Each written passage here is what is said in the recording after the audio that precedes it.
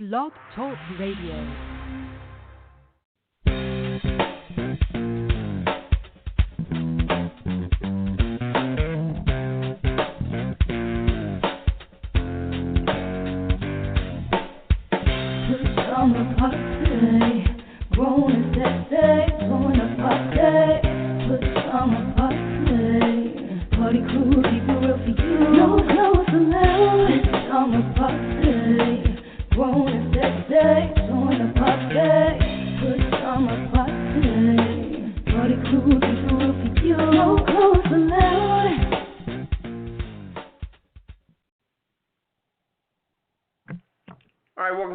Friday night edition of the Pajama Party. I'm one of your hosts, Poppa DD. I'm in the house with Ketel. Hello. And Redwine.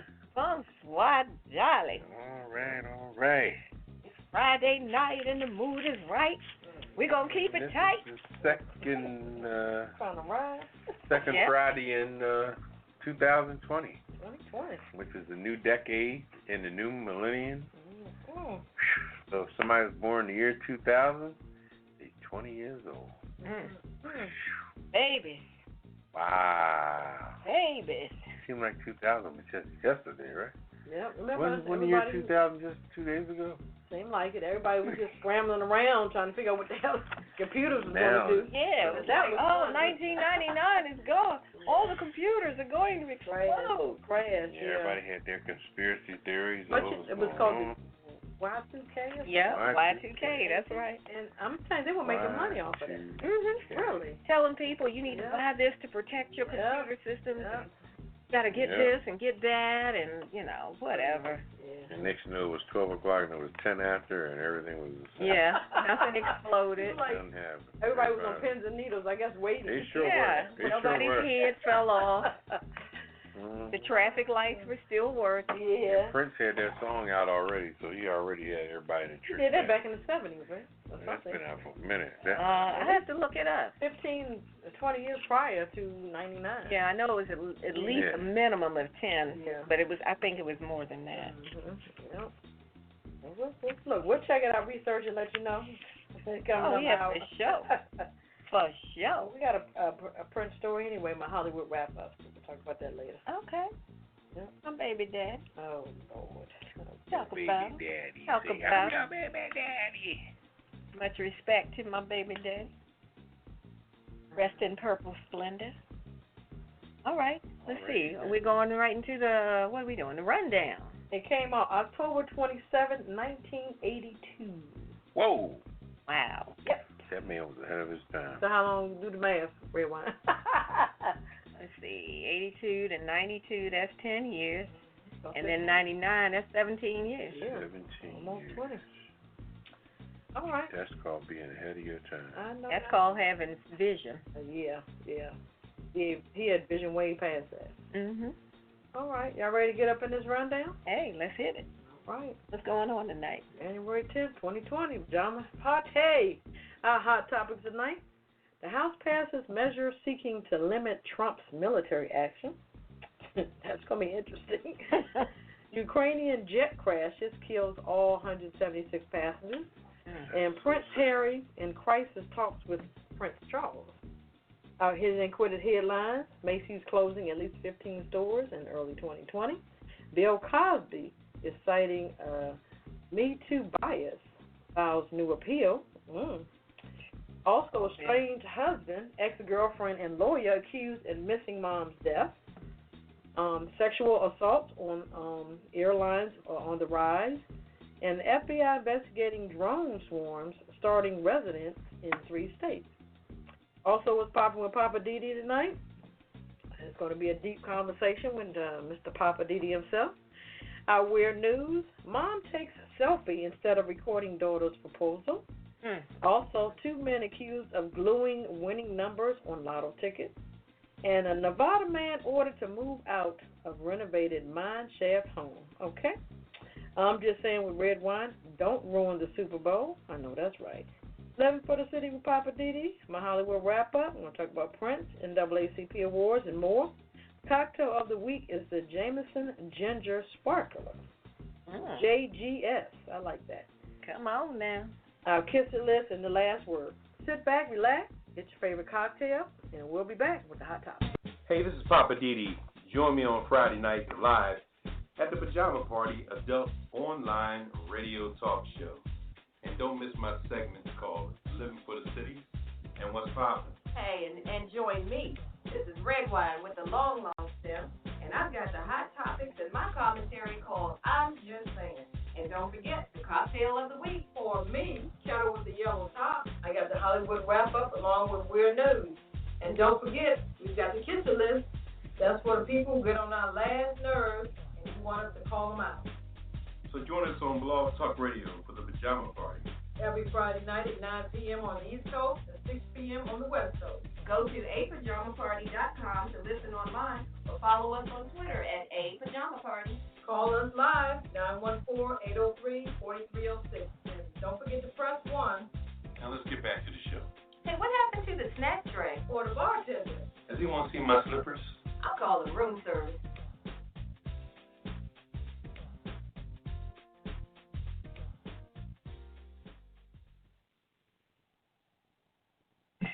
All right, welcome back to the Pajama Party. One of your hosts, Poppa DD. I'm here with Ketel. Hello. And Redwine. Bonsoir. Go, Redwine. What we got tonight, Papa? We got the first go round. All right, let's see here. We have the, looks like the House passes measures seeking to limit Trump's military's actions against Iran. So, a lot of good that'll probably do, but I guess they're going to put an attempt to it. But, you know, I tell you, first, I definitely want to give, sympathy and condolences to that plane crash, no matter how it may happen. You know, that's just such a sad affair. And as it unfolds and you see it on the news, all the lives, and lives are always affected to those situations. And, you know, once we do something, the repercussions of something happening after that, and everybody's trying to figure who did what. In the meantime, people have perished, and I just want to put our hearts out for that particular situation before we go any further with anything, you know, because that was very tragic, and it's going to unfold and get deeper. So you'll stay tuned for that particular plane that was allegedly shot down or whatever happened with it, but people perished, so it's going to be interesting. So stay tuned to that. Anyway, the House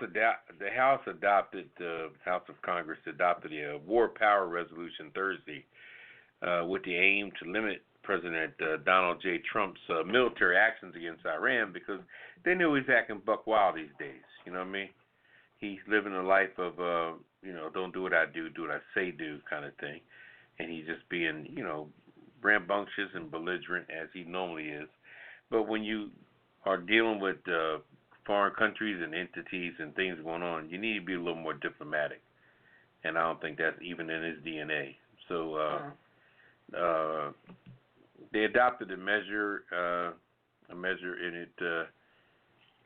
it passed 224 to 194 on a largely party line vote. Came amid tight tensions between the two countries after the United States killed the top Iran general Qasem Soleimani, and Iran retaliated with a ballistic missile attack against Iraq, against the Iraq/American air base, which housed U.S. forces, where nobody was hurt and all, but they set a blast, and like I said, consequently, something went on where a plane that just took off in that area. In fact, that the plane, where the plane took off from, is when presidents or vice presidents, when they go to Iraq or Iran, that's the air base that they land in. So, very popular base there, and it was very tragic. But anyway, before the vote, the Speaker, Nancy Pelosi, she's a Democrat from California, criticized the United States drone attack on the Iraq commander and said that the resolution would send a clear statement that Trump should not take any further actions without going through Congress first. He was supposed to go through Congress, but he said, "Fongu you," as the Italians say, which means, F you. Okay. And he went on, did his own thing. How they say? Yeah, whatever the word is, fongu you. And the president himself said Thursday that when it comes to, as he says, saving American countries according to the American people, you know, they talk. Yeah, the American people. Yeah, the American people. It's all about the American people. Anyway, and it, you know, it's just they're doing their best to stop him and ease him up, and he's already involved in impeachment. And to already for people to talk about your butt and you're still showing your ass, what are you gonna do? So sounds about right for him. Anyway, we that remains to be seen whether or not he's going to abide by the resolution that was put in place. I don't think Trump listened to anything or anybody, so it's on paper. But with him, it's always just on paper because he doesn't care. He's right. He does his thing, you know. He shoots first and asks questions later. Yep. You know, his motto is fire, ready, aim. So he does the whole shooting aspect backwards. So God bless America, you know, because what are you going to do? It'll be interesting to see if this makes a difference. He probably doesn't even know it exists, so he doesn't care. But I know that he is one for just doing whatever he wants to do. All the time. So who knew that guy? Well, you know, with him it's a competition thing, you know, like how, and I tell you, well, you know, I'll save that for my segment. I'll hold off on that. I'll hold off on the whole envy and jealousy thing on that. So. All right. Well, in other news, you know, we've been watching this situation, that Ukrainian jet that crashed, which was so unfortunate. It killed all 176 passengers. So what's going on now is they're trying to figure out who did what, who was at fault. Was the jet shot down by the Iranians? Was it deliberate? Was it an accident? So there's all this conversation and investigation going on around that. So right now, as of around 4 o'clock this afternoon, there were mounting indications that said Iran shot down a civilian passenger jet that was in their airspace, which killed, you know, all of the people on board. But what was interesting is that a video that the New York Times got appears to show the impact, and in the video you can see this bright flash of light, and sources are saying to CBS senior foreign correspondent, her name is Elizabeth Palmer, that it was likely that the explosion came from 2 surface-to-air missiles. So now Iran is saying, no, that was not what happened, you know. So there's all this finger pointing, and they're trying to all sort it out. Now surveillance cameras picked up a shower of debris from the jet. It was a Ukrainian Boeing 737 that crashed just minutes after takeoff from Tehran's main airport. Now Mike Pompeo responded earlier this morning to Iran's flat-out denial, saying that it was mistakenly shot down. And they're saying, what's his name, Pompeo is saying, well, it could have been a mechanical failure. Now, I'm trying to understand, if it was a possible mechanical failure, how do you explain the flashes of light that we're seeing in the video? Mechanical failure on the plane? Yeah. Okay. Now, the flashes of light said that from what the experts who call themselves experts, they're saying that it looked like an explosion from surface-to-air missiles. Now, I've never seen an explosion from a surface-to-air missile, but does that resemble something that you would make you think it could have been a mechanical situation? I mean, what's your opinion? What do you think? I think they shot it down. Who? The Iranians. Really? It happened in their airspace. It was their surface-to-ground missiles. I mean, surface-to-air missiles. So either they did it on purpose or they did it by accident. Now, but either way, they did it. Now, the people on the plane, were they Ukrainian or they were It was a mixture of people. There were Canadians. It was mainly Canadians on there. Yeah, there was a lot of Canadians. There were some Iranians. There were some Ukrainians. I believe there was a couple of Germans. And maybe one other group represented on there. But Now you got the Canadian government involved. They're saying we want answers because there was a lot of their people were killed. Right. And now with the whole black box thing, at first the government of the Ukraine was was it Ukraine? One of those governments was saying, we're not sharing information. We're going to handle this on our own. Right. We don't need your help, United States of America. Back off. Right. So I'm not, at this point, everything is just kind of going back and forth like a ping pong So game. you think it was the Iranians? I do. Okay. I mean, from everything that they're saying, it was their airspace, their missiles. Mm-hmm. Now, unless somebody got a hold of their missiles in their airspace and did it, which is probably unlikely, like astronomically unlikely. 1 in a million, you'd be surprised. Yeah. So, I mean, what do you think? Sounds like you got a theory. Well, for some reason, it kind of sounds like this movie that Ben Affleck played in with Morgan Freeman. He was the president. Mhm. And some country wanted to start a war, but it was something about they thought it was the United States that sent the missile or whatever it was, but they kind of was starting a war with another country. Mhm. And they didn't do it. Someone else did it. So my theory is, unfortunately, I hope it's not us. Mhm. I hope they don't see on those missiles U.S. Who knows? It could be the Iranians, but they bought the damn missiles from us. I mean, we've done that before. So, I mean, Well, here's the interesting thing about the missiles. When you said you hope it didn't say USA on them, it says that 2 days after the crash, virtually all the debris had been cleared away. And Ukrainian officials didn't even get to the crash site. So who got there? I don't know who cleared it away. But that's the information that we have. Now, if somebody cleared that stuff away kind of quick. I'm a big fan of espionage and things like that. So I feel as if it probably was the United States. If it was our missiles or their missiles. I'm in the United States, but that's some bullcrap stuff that they're doing. Well, now Iran. They clean up that debris. That's how. Well, okay. But Iran's civil aviation chief today said that he was absolutely certain that no missile had struck the Ukrainian passenger jet. Iran has denied all the intelligence gathered by the U.S. and Canadian officials that suggested that it was an Iranian surface-to-air missile involved that brought the plane down. Now, they're saying that, hey, it wasn't us. Wasn't us. They said, no, it wasn't any missile from us. Everybody's focus is geared on Iran.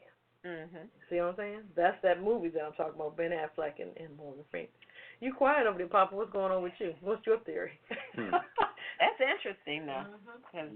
My theory, first looking of all, suspicious. let me just say this here. Break it down for us. Okay, being a military man, okay, serving in that area at one time in the Persian Gulf, in that area through the Mediterranean twice, as a matter of fact, I've been to the Med twice in the Navy. I believe what had happened over there myself, my theory, is the fact that it was an accident. Okay. It was an accident because, see, when the time frame of war is heightened, everybody turns on what they call your anti-missile mechanism. Okay. All right. And your anti-missile mechanism it has a magnetic type aspect to it, because it attracts metal, right, or aluminum or anything of a shiny type, whatever type base. And I believe that when all this tension was going on, and I'm gonna just say this here and put it out there, and I don't want, it's a conspiracy theory, but it's deep though. If all this didn't happen in the beginning, like killing this guy haphazardly like you did, right, and hyping everybody up. The repercussions of things. It's almost like on a highway when somebody causes a major accident, but the person that caused the accident, the crazy driver, gets by all that. Right. And they're going down the road. So what we did from the very beginning is what brought the whole ripple effect, because remember that the accident happened after this person was killed. So therefore the repercussions of everybody's up at arms now. Everybody's protecting themselves. So Iran or Iraq, whichever one, they cut on their anti-missile mechanisms, you know, which caused the metal attraction of things. And all of a sudden, they're trying to, if something was to go down, if an American plane got in that region and got shot down, they would be like, oh, oops. Well, we were, you know, with our tensions going on, it just happened to yada, yada, yada. But so you're saying that in that case, if they were saying we were already nervous, something went down and we just flinched. Oh, no, nobody's going to admit that. I'm not saying anything. You're saying if it was an accident. No, I didn't say anything. With the mechanism, I'm trying to understand what you mean. Right, but you're talking with the in front of me. Thing. I'm on Fifth Street. You're already on Front Street. So let me finish my story. Redwine. Take a sip of your drink there. Anyway. Smack the crap out of you. Anyway. I'm just trying to understand what you're saying. Well, let me say it, Redwine. Why? See what we go through here? Give us a call. What is the number? 914-803-4330. No, let me finish my thought. And Redwine. Smack one. Redwine, let me finish my theory. Okay, what I'm saying is that when your anti-mechanisms are on, it's on. They're on. But what happened as far as the sadness of it, like I opened the show with, all of a sudden, here comes a private plane through that area where everybody was tensioned up. Okay. Everybody was all tensioned up and ready. Everybody had their guard up, all their anti-mechanisms. I'm sure the United States had their anti-mechanisms in the Mediterranean, the Persian Gulf, where they hang at. Everybody had their mechanisms up. Right. And I just think that plane came through when Iraq or Iran, whoever was going to retaliate against us, they threw their mechanisms up, and I think that the anti missiles launched as soon as that metal came through that area like it's supposed to. It worked as advertised, but they're not going to admit it. That's why they went down there, clean up all that stuff, got especially stuff that had their name on it, you know. But then again, bombs can have anybody's name on it, because the person who's responsible for selling most of these bombs and guns just left about maybe 5 years ago, and that was Ollie North. Remember Ollie North from years ago when he was doing all the gun selling? Well, he was in charge of selling all the arms for, because we have so much weaponry that when we get tired of it, they're up to like F-18s now. F-14s, the Saudi Arabians are flying our F-18s, our F-14s from back when I was in the Navy. So everybody uses old stuff because guns don't go bad. You know, they're made of metal. So they just, right now, whoever leaked that bomb out, it was just a bomb. Could have had United States made in America on it, but it didn't have to be an American, shot by Americans. So I believe my theory, to make a long story short, it was an accident, but nobody's going to admit that accident because people were killed. Innocent people. And when you look at and they have broke down the stories on the news, some people that were engaged, people that were on vacation. It was just so sad. Yeah, with some students on there. Students, it was everything. Because in that region right there, sometimes once you cross the pond, you're trying to do a few things, and you come back to your base. You go back to Canada and say, "Oh my goodness, what'd you do when you was in Europe?" And then you talk to a Canadian. "Oh my goodness, we went to London, then we flew over to such and such," and they're like bar hopping, so to speak. They're going to different countries. And that flight was a flight that took you, even though it took you to a name nobody knows, but that was a means to an end. Like, for example, in Naples, Italy. Naples, Italy, or Napoli as the Italians call it. Napoli is almost like the armpit of Naples when it comes to the shore base. But you can get to Sorrento from there on ferry boats. You can get to Capri from there, different places from there. But Naples is more or less like a hashish and prostitutes and everything like that, but you go there to get to the other nice countries. But it was an accident. Nobody's going to admit it, but it's so sad. But it all started when it started with your boy did, Well, on the back end of all that, he has now added new sanctions against, I guess it was against Iran. Well, He's added some more sanctions, and I'm like, you know what? You keep saying you don't want a war, but you keep on poking that bear, and eventually that thing is going to bite.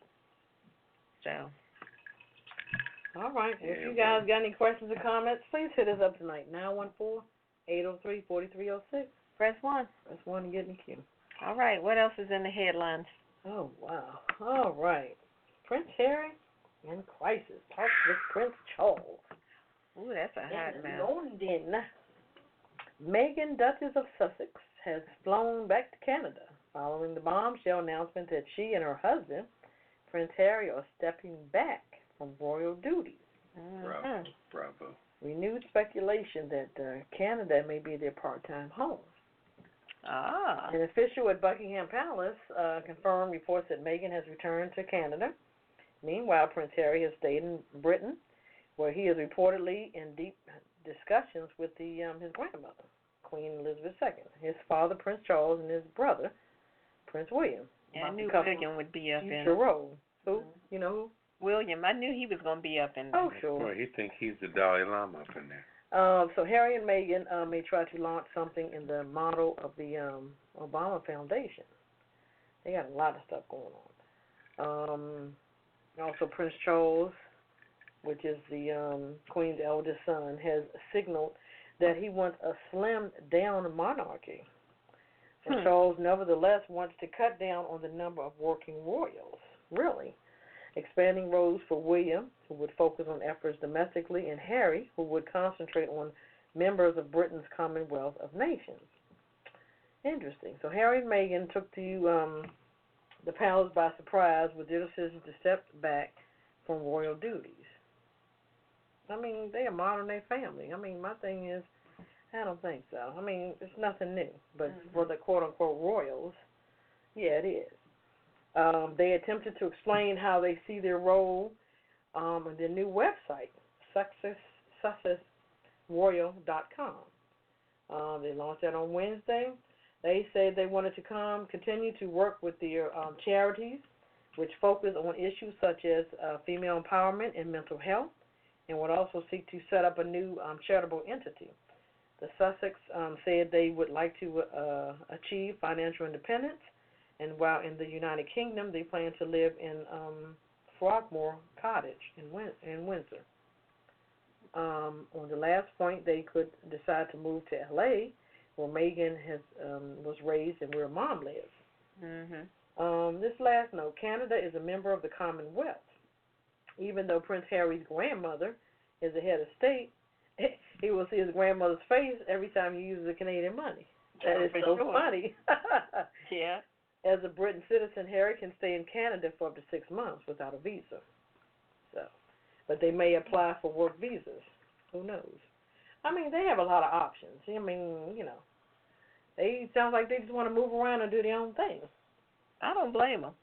And my thing is, it's unfortunate that because you in this family that you have to get say so or whatever or okay from different people. I'm like, okay, that's why they, scaling back their duties. So I can respect that. I mean, I ain't mad at him.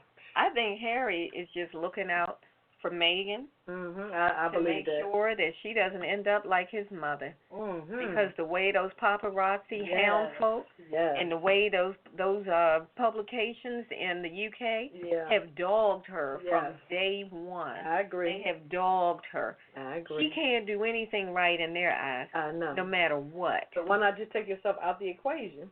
Exactly. And go other places. Canada, United States. Anywhere but there. Yes. And you know what's interesting is that they were mad when she got there because they were like, she is a divorced, half-black American woman, a commoner, and now you're going to marry into the royal family? That's how his God. mother was a commoner. But they didn't, but she was from there. Right. Megan was divorced. Right. She had all of the strikes against her. She's an actress. And an actress. Yep. So she had too many things going against her. And now that she wants out, now they're like, how dare she? But who is she to walk away from? I'm like, y'all didn't want her. Right. But see, my thing is, when Harry got married, Harry got married, he said, okay. I think they sat in the room and talked and said, look, we're going to do this royal thing. Everybody wants to see it. We're going to be on TV, yada, yada. Let's just deal with this, but we're going to do it our way. You see how they did the all these African Americans then, the singing and this and that, they did it their way. Exactly. They were in their church, sure. They were televised, sure. They did everything, quote unquote, traditional, like they're supposed to. Mhm. He said, after this, baby, we're going to do our own thing. Uh-huh. And, that's what's going on. I'm quite sure he talked to his brother about it. He didn't say, okay, well, brother, is it okay if I do it? He probably discussed it with him. You know what I'm saying? We don't even know that. I'm thinking he didn't say anything to any of them, because I think that's why everybody got their panties in a bunch now. Because they just up and said, you know what, deuces, we're out. Okay. And they're like, what? What's going on? You didn't clear it. You didn't, I guess that's why they're going to have this meeting with them, I guess, to discuss it. Mhm. Yeah, so I agree. I think he's protecting his wife and then, protect his son, even though, the son ain't going to want for nothing, but they're going to teach him to survive in a different way. Yeah. Not just rely on, the royals' money. Yeah. Yeah. The royal allowance. Right. Mm-hmm. They said they wanted to have their own income. Right. And do their own thing. Mm-hmm. So, but they said they wanted to be part-time. Right. They weren't saying we want to cut all ties. Right. They're saying, look, we can do this, but on a part-time basis. Right, because we have other things to do. And then what really pissed me off was they talked about my girl. She had some influence on what they're doing. Mary J. Blige? No, Oprah. Look, Oprah. Mary J. Blige come out with a song, but anyway, no, Oprah, my other girl. Mhm. Yeah, she had some influence over that. Really? They are two grown-ass adults. They can make their own damn decisions, okay? And it's a shame that Oprah even had to make a statement to say, I was not and am not advising them to do anything. You know what? I'm not surprised that they didn't say anything about her girlfriend, the tennis player. Mhm. Serena. They don't want to mess with her. She'll jack him up with that tennis ball. Yeah, I don't think they want to come after Serena. Right. All right. I don't know. What you think about this whole thing, Poppa DD? I tell you, there we go again on another situation where you have people that, and I'm glad they're doing what they're doing, because if you look at, it's just like families, some people in the family gets a pass and some people don't, and that's so sad. And the people in the families that don't get a pass, that does get the pass, their drama is just as thick as everybody else's, And you got to say, Harry right now is listening to his father tell him something when his father been messing around with his mother since day one. Well, now. Okay, so he watched that. So and what's her name? Camilla? I kept telling like, you can't tell me shit, Dad. It's right. It's like that. I've been seeing that ugly face, Dad, since Moby Dick was a minnow up in here. Okay, so and now you done married that ass. And one thing about when you Camilla was lurking. Camilla was lurking.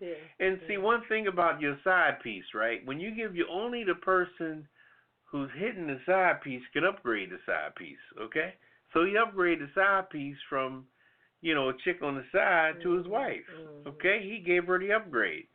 But see, my thing is he it's unfortunate that his mother had to tell him, you need to marry a young thing because you need to produce some children. That's the only reason why he young and fertile. Right. That's the only reason. Camilla was not. Right. Camilla already had children. But see, not only had children, I think that Camilla was probably, sucking the skin off his Johnson. You never know where the attraction is.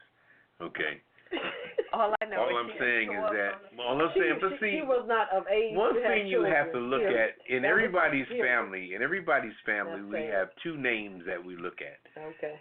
We look at your father's last name and your mother's maiden name, and you go through your family and see who's on what side. Okay. Every family's able to do that. Okay. You know what I mean? Whether you know what I mean? You can go through your family and say, you know what? They're a such and such. Boy, they're a such and such. Just using your father's last name and your mother's maiden name, you know who's who. Right. And that's not that. And the royal family is no exception to that. And it's clear that Harry is his mother's son.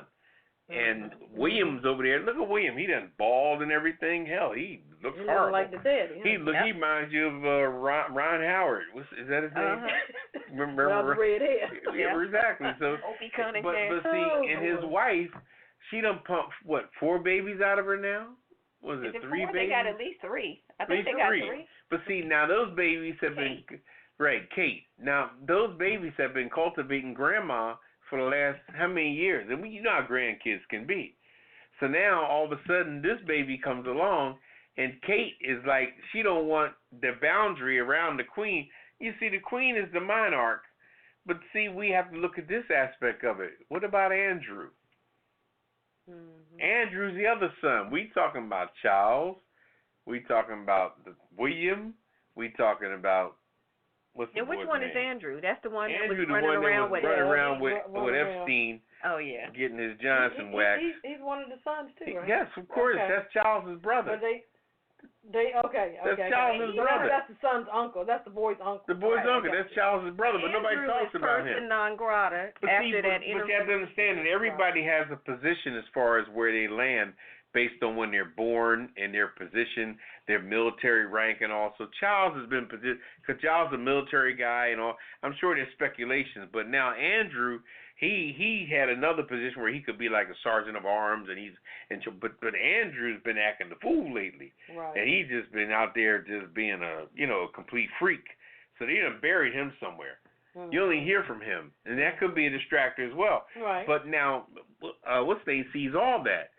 Megan and old girl and her husband. They say, well, what about this and what about that? But they're giving people a pass. You're allowed to bury Andrew in the backfield. You let Kate and William get away with their stuff because of the little kids. They done cultivated grandma, the queen. It's 3 of them. It's vicious. It's vicious. So right now, Yeah. all Megan is saying, you know what? Look, I got drama in my family. Drama's drama. I don't care how much money you got in the bank. Yeah. Drama is drama, and it's free of charge. And I saw a report on the news just this evening or earlier afternoon where paparazzi was camped out around Megan's mom's house in California. Yeah. She was like, get away. Yeah, like what? She was just Really? coming from wherever she was coming, and they all camped out in the bushes, Right. trying to get photos. She's like, you know what? I got $3,400 in the bank. What the hell y'all want my My picture? thing is, they should, you should be able to get a court order on these people, or they should be able to be so many yards from your house. Yeah. I mean, you shouldn't even have to have a restraining order Thank you. to keep people away from you. Get people. And I'm sure they're yelling, asking questions. So what do you think? Is Megan going to come and stay here in California? She said something. She yelled something back to him. Yeah, I couldn't make out what she said. You saw it too. I couldn't make out what she said, but I know she's already like, I have had it up to here For sure. with all of this foolishness. Well, I hope. Megan's mother. And I hope. Yeah, but Megan has had it out with all the foolishness at the palace. Because she's like, I can get this drama at the crib. I'm sure. But I'm saying Like, that wait the a drama has spilled over now to her mom, and then you got her half sister talking trash. And her father. Well, I haven't heard her father say anything this time. This is my opinion. I think if anybody knows, hit us up tonight, 914-803-4306. Press 1. I think that they said, okay, we're going to shut your damn mouth. This is the father. We're going to give you a stipend, something every month or yearly, how they going to give it to him. Because like you said, I haven't heard a peep out of him. No, not since the Not wedding one. drama. Not I haven't one. heard anything from And her. I think right. I think Megan say, hey, baby, Harry, let's just go ahead and give him a stipend That's right. and shut his ass up. Because you got to I really understand, believe the that. queen is collecting.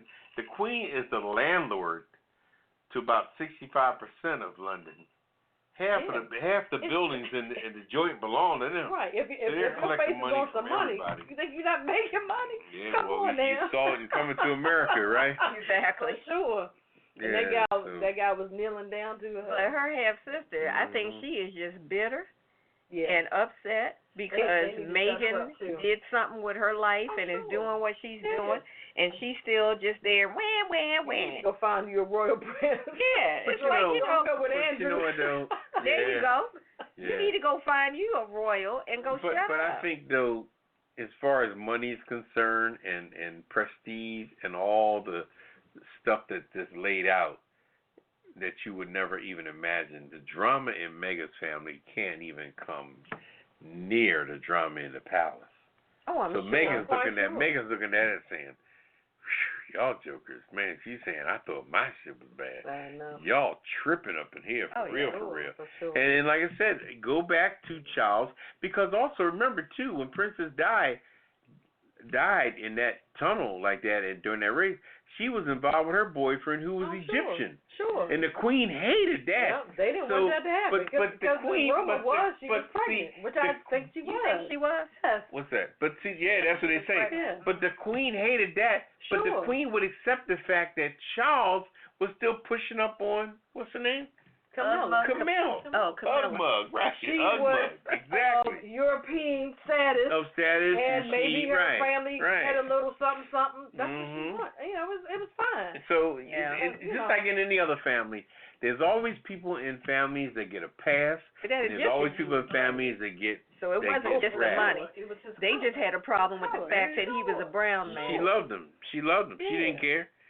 All right. Well, like I said, if you got any questions or comments, hit us up tonight, 914-803-4306. And press 1. Press 1 to get in the queue. We're going to take a little CC, and we're going to come back with the hit it and quit it hit. All right, and we're going to hit them and quit them. Be right back.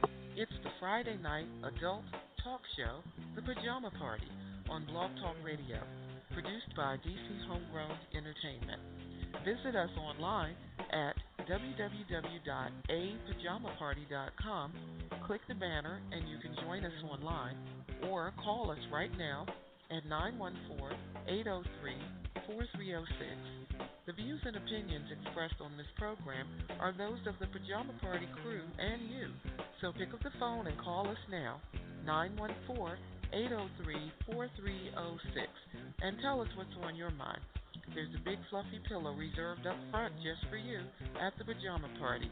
And remember, it's PJs only, no clothes allowed. Pass it on.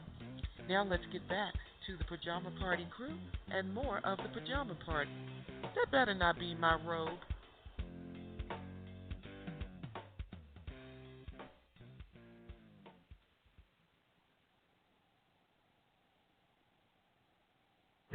All right, welcome back to the Pajama Party. I'm one of your hosts, Poppa DD. I'm here with Ketel. Hello. And Redwine. Bonsoir, darling. Time for sing a song, Virginia.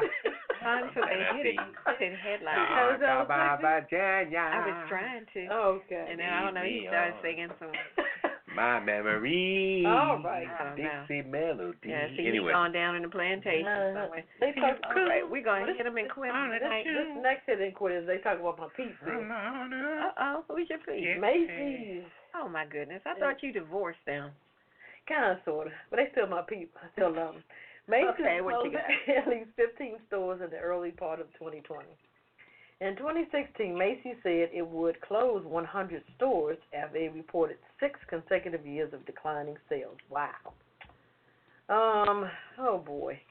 A spokesperson for the company did not comment on whether this recent wave of closure was included in the 2016 plan, but said that Macy's regularly reviews its store portfolio and will update investors in its upcoming Investor Day on February the 5th.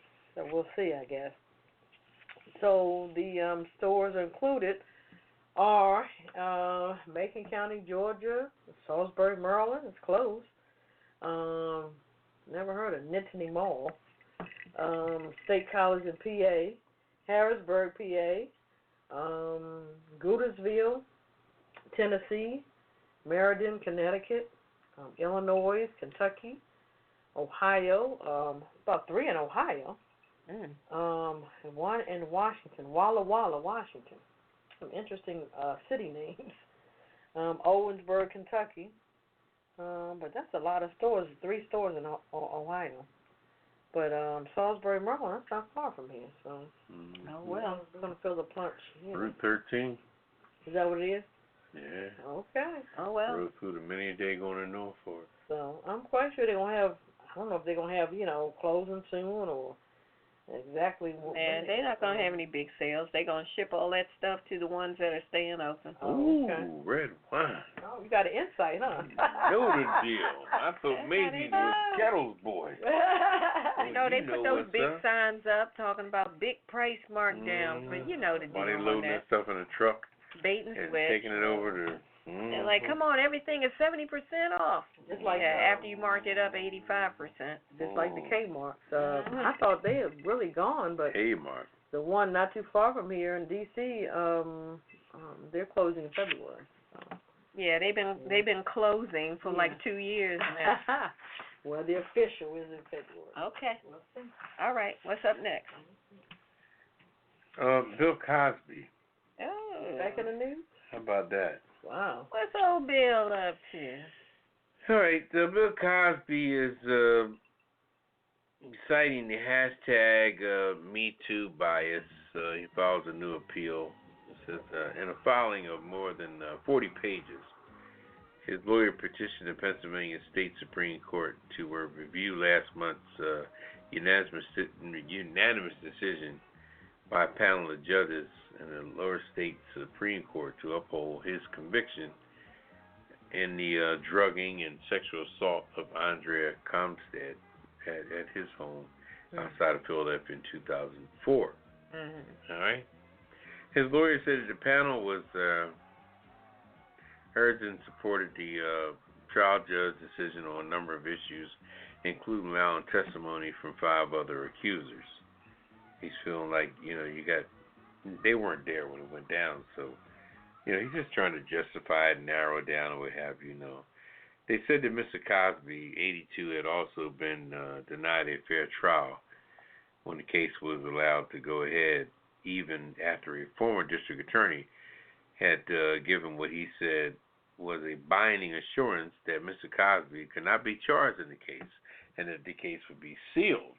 Okay, they opened it up, ruthlessly opened it up, pursued it, and in that case also the first time was a hung jury, and they came back and kept that young black prosecutor to show that, show the white man that the Negro can convict another Negro. So you have to have a black on the team when you're going after a Negro, so it doesn't feel like all white folks are teaming up on this person. So they kept the black female there so she could be the token Negro while they take the Negro down. That ain't right. Now they got the other guy from Hollywood. What's his name? Your boy? Oh, Weinstein. Weinstein. Now Weinstein was circle jerking things for a minute. He's trying to stay away from the court for a long time, which takes a sting off your case. The longer you stay away, people forget, people die, people move on. You don't know. He threw $25 million out there, so that could be distributed. So now people are basking in $20 bills. She took $25 million and just said, "Here," and threw it in the air. So anybody that I touched, fondled, pierced, whatever, sucked off, whatever, can get a piece of that money. And right now, that money is being distributed right now throughout the ladies that he had harassed. So everybody's being quiet because everybody got a check for maybe like $150,000, $200,000. So he's playing it that way. And he'll probably go to court maybe 2021. But the court will be so downplayed. But they stayed on Bill Cosby, which go to show you, even in the Maryland area, there was a lady who she did some scam stuff with some money. She was a delegate in Prince George County. Just as an example of a relative situation, she was a delegate in Prince George County, and she was using money on the delegate level for her personal use, for a swimming pool and buying stuff and going on vacation. Both and her daughter, a black woman. Now, they done had her trial already. She's going to jail for 6 months. Now, you got this old-ass councilman in D.C. who been there since Moby Dick was a minor, and he just decided to resign, but he's been circle jerking money. He done took 50 times more. This girl's only the lady in Prince George County. Johnson. Yeah, is that his name? No, not Jack Johnson. Yeah, Evans. Yeah. Okay. Well, don't bring up Johnson.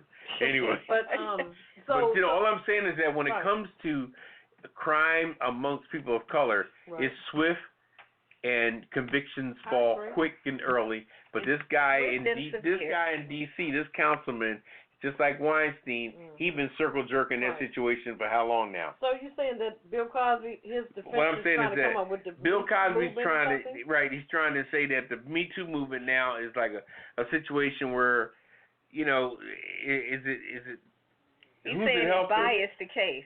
Right, it's like I see. Okay. Right, it came. All these women have swarmed on him because of this movement. And the sad part about it, and I will say this here, and I'm gonna leave this alone. and I say this to women around the world, and I'm not saying as a male chauvinist pig or nothing to that effect. One thing about a court situation, right? One thing you have to worry about in life is keeping your ass out of court. Okay? You can have an opinion, but if you got a voice, then you got to stand strong with it. But don't just be back in the bleachers throwing out mothballs. Because people that are being convicted, people that are paying lawyers and going to trial, this is what's happening with them right now. Right. But when you're just a person, if you're supporting this girl here, you don't really know her like that. You're supporting the case, but right. you don't know. I mean, this girl came to court looking like the first time she came to court, she looked like a maniac. They had to dress her. They had to redo her makeup. Yeah. The girl that she accused, what's her name? Where is she? Constant. Yeah. Andrea Constant. The first trial she went to, Lord have mercy on my soul. I'm like, Bill, was you blind, crippled, or crazy? But then on the second, the second trial, you're exactly right, Ketel. On the second trial, she was completely scripted. Right. Because she was so. She was a scapegoat. She was a scapegoat. She didn't know what was going on. She was a mess. You know, she was horrible. She needs a stylist. She'll now do her hair, half-ass afro, half-ass whatever. Oh, God, she was But ugly. I will say, as much as whatever went on with Bill Cosby and any woman that was against her will, that's wrong completely. But on the flip side of that, I do agree with the appeal that they are mounting.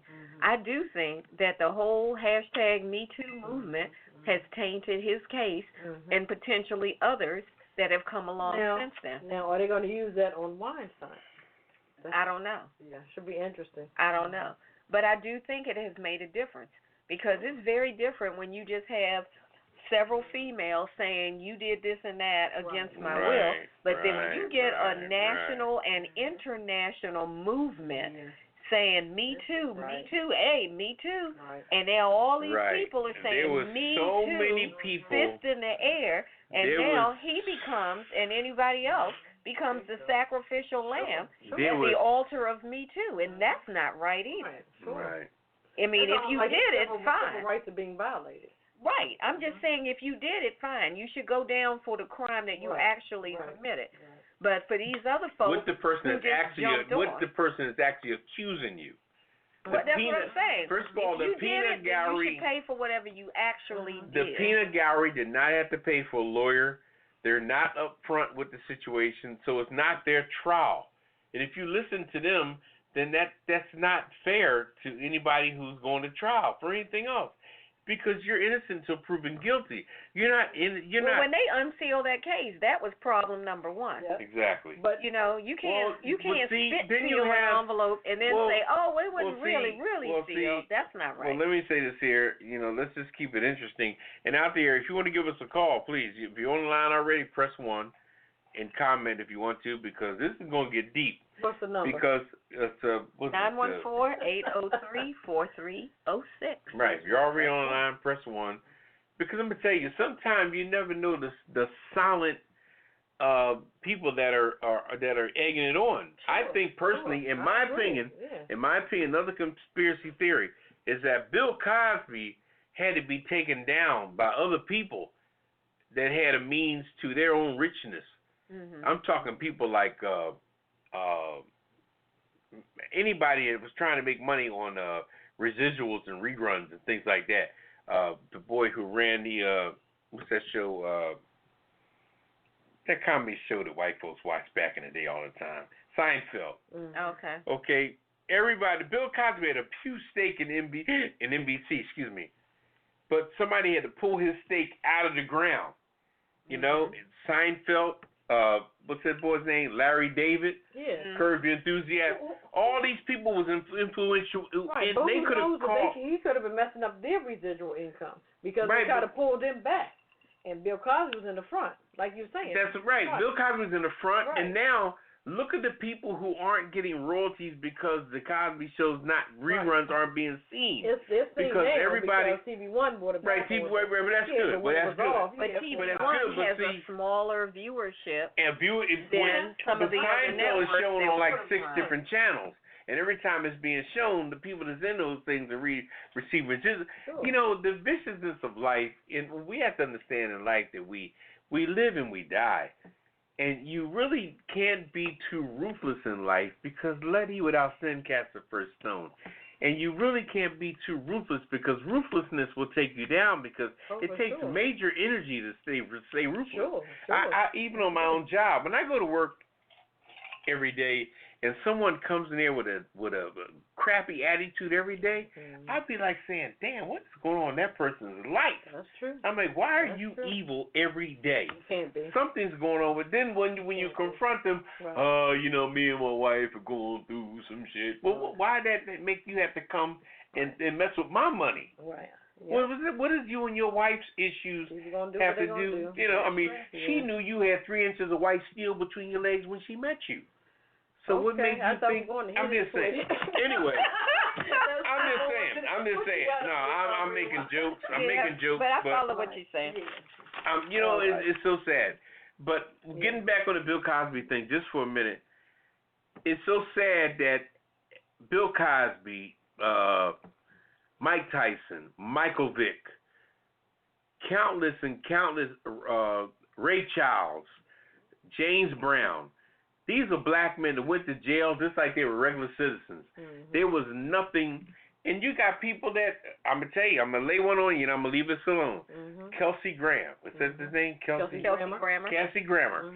Kelsey Grammer was accused of messing with his underage babysitter.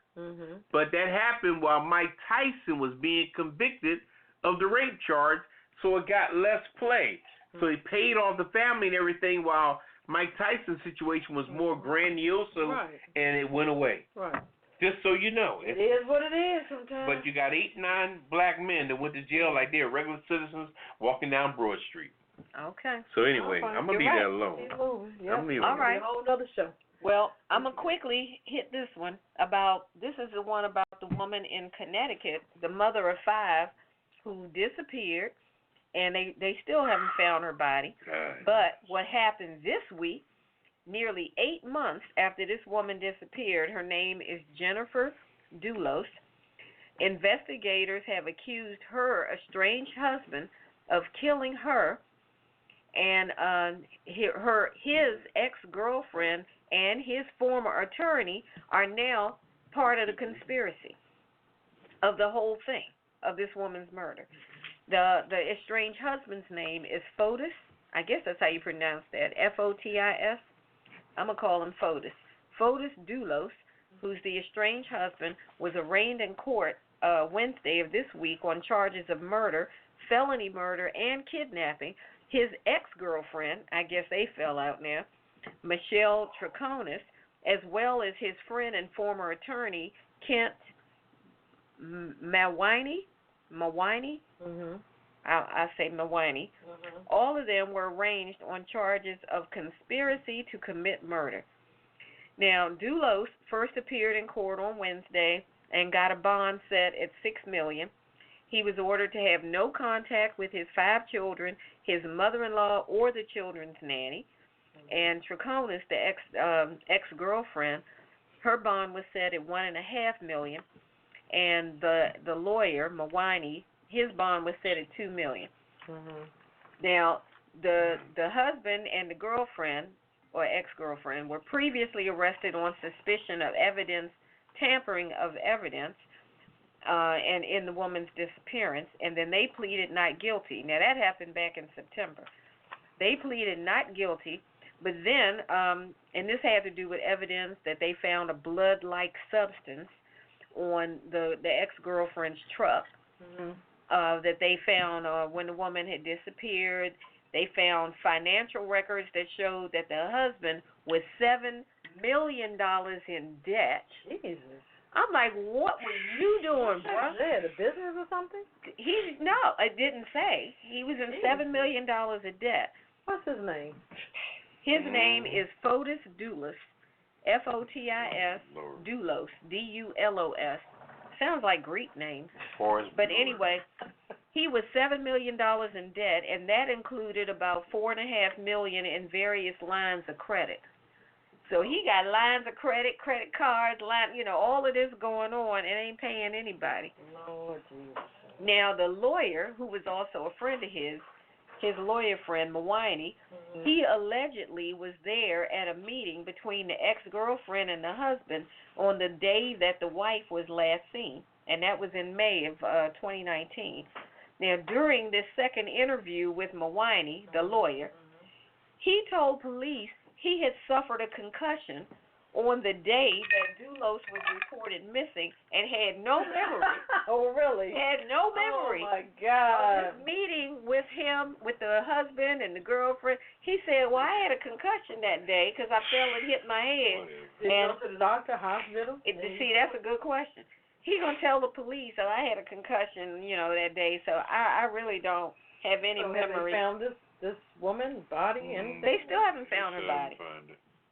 But they're pointing the finger at the husband because all this evidence. Well, they've implicated all three of them. Yeah. Because the lawyer, this is lawyer. crazy. I mean, the whole thing is crazy. It sounds like a movie script. Okay. The lawyer, Mawini, had access to a Connecticut rod and gun club where the hunters there discovered a shallow grave, a tarp, and bags of lime a week before the woman went missing. Jeez. So somebody was already planning ready. stuff. Yeah.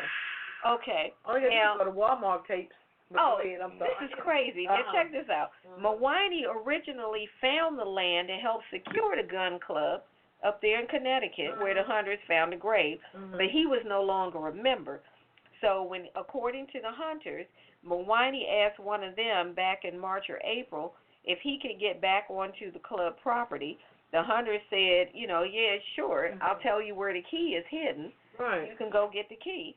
Mawini took the information, according to the hunter, but never followed up on renewing the membership. Right. But this club only has 5 members. I'm like, what kind of hunting and gun life only has, the whole thing sounds really suspicious. So this guy didn't want to be a member to bring it back to him, but he wanted to have access. He just wanted access. Right. But see, when the other of the 5, one of the 5 hunters found the shallow grave and the lime and all of this, right, something wasn't that's when I guess that one of them must have told the police, hey, you might want to check this out. But they still haven't found this woman's body. Wow. So I think all 3 of them are going down. Would that lime eat you? Lime is the greatest I don't boiler. But they should be able It's to find not like the acid, doesn't it? But it's supposed to keep the smell down. Isn't that what lime does? Well, lime is used it depends on what type it is. It's different. You got the lime that goes in with cement when you're mixing cement, and then you also have the lime that will burn, burn flesh or what have you. Yeah. But like I said, I'm no killer, so don't quote anything I say. So they don't have anybody in custody right now. All 3 of them have been. Well, they've been questions, I guess. Well, and they've been accused. And I tell you, they I don't know if they made bail, but the bail was set. Right. Yeah. It's $6 million for the $6 husband, million, $1 million for the lawyer, and $1.5 million for the He owes ex-girlfriend. $7 million, so I mean he's $1 million in the hole. Exactly. So now he's further in the hole. And I think that's a percentage of 10,000. It's a percentage 10%. 10%, which is like That's 600,000. 600,000. Yeah. But here's the deal, though, and the sad part about it is that the scrutiny of people of color for years and years and years and years. A lot of people have learned about people of color by watching us on video. Things have been done to us since the days of the civil rights movement, kicking us around, sticking dogs on us, spraying hoses on us, things like that. That's how they saw black people. So it's almost got to the fact they think blacks don't want to commit crime. I was on my job one time, and somebody said something that somebody stole something, and they reported it was a male black, and a white person turned to me one time and said, it's one of your people. And it just kind of messed me up for a minute. I said, wow, this person actually leaned over and said that to me like I was supposed to comment on that. Right. But then I look at shows like Snapped that comes on, the show Snapped, and I'm looking at white women cutting off white men's heads. It's okay? crazy. And I'm looking at different programs that have to do with white folks, just like you just talked about. Anytime I see a situation where a Joker killed the wife and all the kids and put them in an oil barrel at an oil refinery company that he worked at, I say white folks. So if it's a black person that stole somebody's pocketbook, then I clap and say hooray. Because you jokers is doing some vicious shit. Yep, for sure. Okay. You know what I'm saying? Right, steal my wallet. We're going to keep moving. We're supposed to be hitting it, quitting it. Well, so we'll get it. You can put that in your list for the city. Then this next article is sexual assault on airplanes are on the rise. Audrey Lane was flying from Phoenix to New York when the man next to her started ordering multiple drinks at once. As he became intoxicated, he started to make inappropriate comments to Lane, to the woman. She filed against American Airlines in October of 2018. At one point, he grabbed her face and kissed her. What? After ordering 4 vodkas and 2 beers, the man was visibly drunk. Okay. Why would you sell this man so much? Okay, so the man forced himself into the bathroom with Lane and raped her. On the plane? On the plane. In flight? Yep, this is what she put on lawsuit. Sexual assault on airplanes is a growing problem. So it's definitely not getting better. This is what Paul Hudson, he's the president of the Flyers' Rights, an organization that represents airline passengers. If there aren't reforms, I think it'll get worse, which I agree with them. So according to the FBI, and they didn't investigate all this shit, but are y'all doing anything? Y'all not putting no reforms in place like the man said. In-flight sexual assaults rose from 2014 to 2017. 38 cases in 2014, increased to 63 cases in 2017. Hudson said the increase in overnight flights, long-distance flights, and flight attendants over serving passengers alcohol increased the likelihood of sexual misconduct in the air. So my thing is, I think you should be limited to 2 drinks, depending on how far you're going. That's the reform that they need to put in place. You said a mouthful there. When you give somebody 4 drinks and 2 beers, it's crazy. That's crazy. Just because you swiping that card and getting that money, it might be tip. $15 a piece. Come on now, really? I think it's more about the tips than it is the price of the drink. I say those girls are getting tips and anything. He can give her $10 every time she come down. They should sue the airlines and the airline stewardess. Yeah, that's ridiculous. Y'all stupid. This American Airlines need to put them on the kisser list. Yeah. Okay. And one thing you learn in life is that everybody don't hold their liquor the same way. Okay. Yeah, that's true. Because for some people, 4 drinks and 2 beers may make them react like somebody else who's had 3 drinks, and that may be like somebody else who's had 2 drinks. And I wouldn't even need it just varies. Right. But I'm thinking, okay, this man's in a small-ass bathroom raping this woman. Nobody hears it? That's what I'm trying to understand. Even if he covered her mouth. That's crazy. If you were moving around, banging, kicking. You don't hear that scuffle. I would think you would have to, you would have to hear the scuffle. They probably think they're in there having sex. But what was the end result afterwards? Did they just come out of the bathroom normal? That's a good question. That is a good question. I don't know. He held her in there till the plane landed? That's a good damn question. Who knows? Right. Who knows? Yeah. You can do but so much in the air. I guess she complained when she got off or something. I don't know. Yeah. I mean, coming out the bathroom, I'm like, I can't imagine that I would just go, and she was sitting next to this man. So I can't imagine you would just go and sit back in your seat and not tell the flight attendant or something. That doesn't make sense. I don't know. I'd have gone back to my seat and thrown up all over that man. Okay. But anyway. All right. I got one last one for you. Okay. Now, this is another crazy one. FBI is investigating these drones that have been hanging out over 3 states. Now, this is coming out of Lucerne, Colorado. The FBA, the FAA, and the U.S. Air Force, everybody. Yeah, are investigating a mystery in the skies over Colorado, Nebraska, and Kansas. There's been swarms, not just 1 or 2, swarms of drones have been spotted in the air, sometimes in formation, but nobody knows who's flying them. So for the last week, one of the residents in Colorado, Michelle Eckert, has been watching these high-flying nighttime mystery drones above her home in Colorado. She said that she has seen drones, sometimes a dozen or more, and they are pretty big. She said the wingspan on them is about 6 feet. It's not like they're up as high as a plane. They're drones. So a 6-foot wingspan, these aren't toys. She said the sky is lit up like Christmas lights, and these things are just flying up there. She said it looks like something from a movie. So, of course, people have been seeing them. They've been calling the police. The sheriff departments across the border areas of all 3 states have been flooded with reports since last month. And what states are these? This is over Colorado, Nebraska, and Kansas.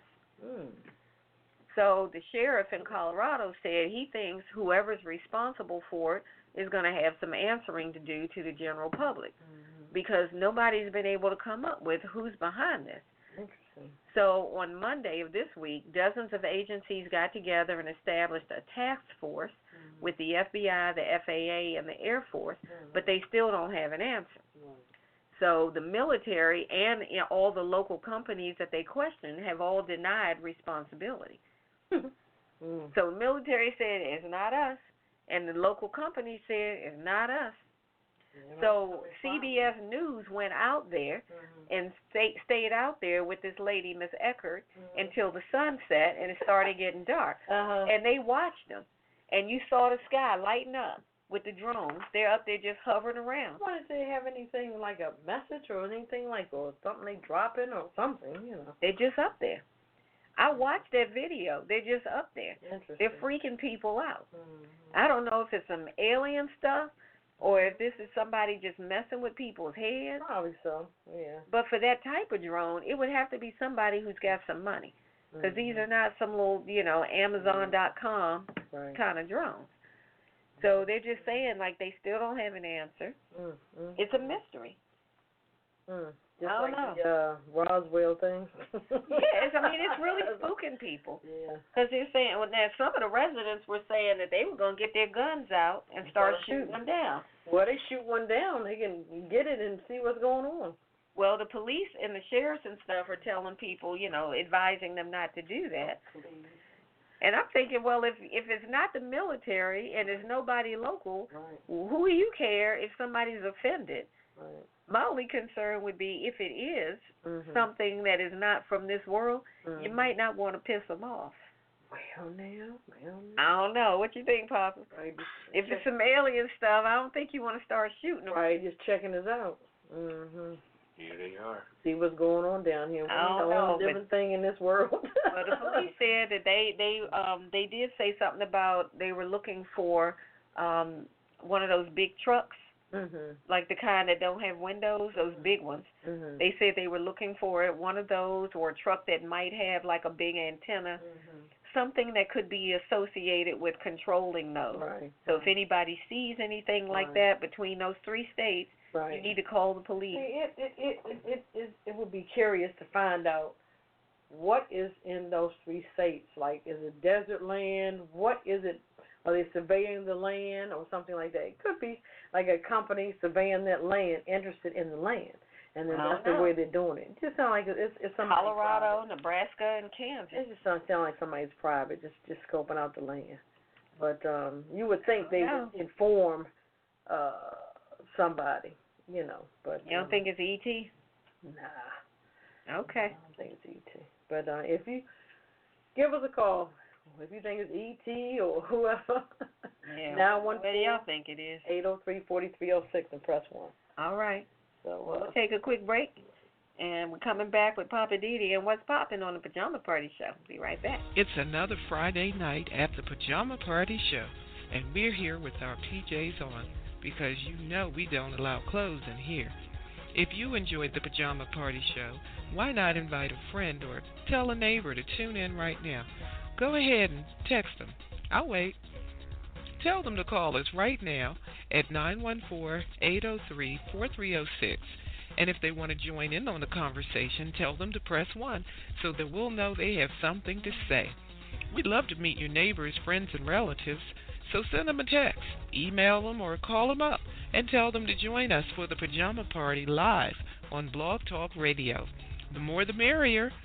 Or is it Misery Loves Company? Or whichever. Tell them to call us up on 914-803-4306 if they just want to listen, or press 1 if you want to join the conversation. Now let's get back to the crew and more of the Pajama Party Show while I try to find out who hid the belt from my robe. I tell you the truth. Y'all know you're so wrong for that.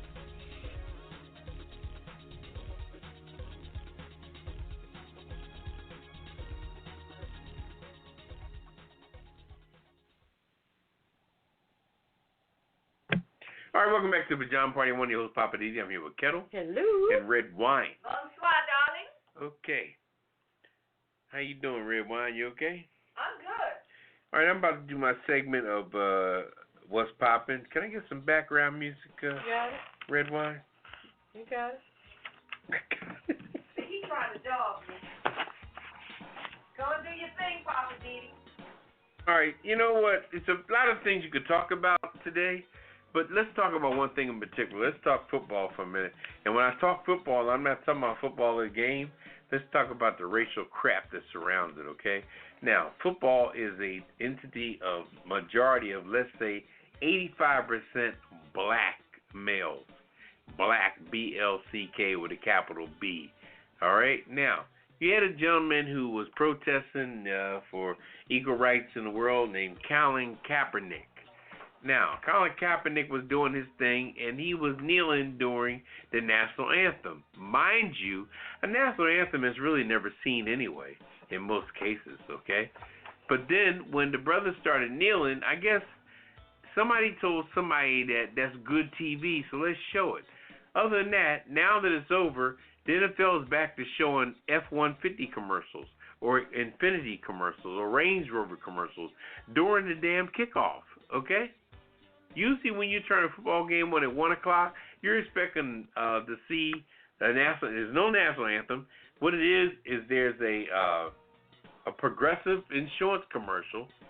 There's the Geico commercial with the little gecko, lizard, like down in Florida, the little lizards that run crazy down there. And all kind of things. And then the commercials run over because they want to sneak in an F-150 commercial, Ford's truck, at the last minute. So by the time they get done with those 3 commercials, they don't show the national anthem, nor do they show the kickoff.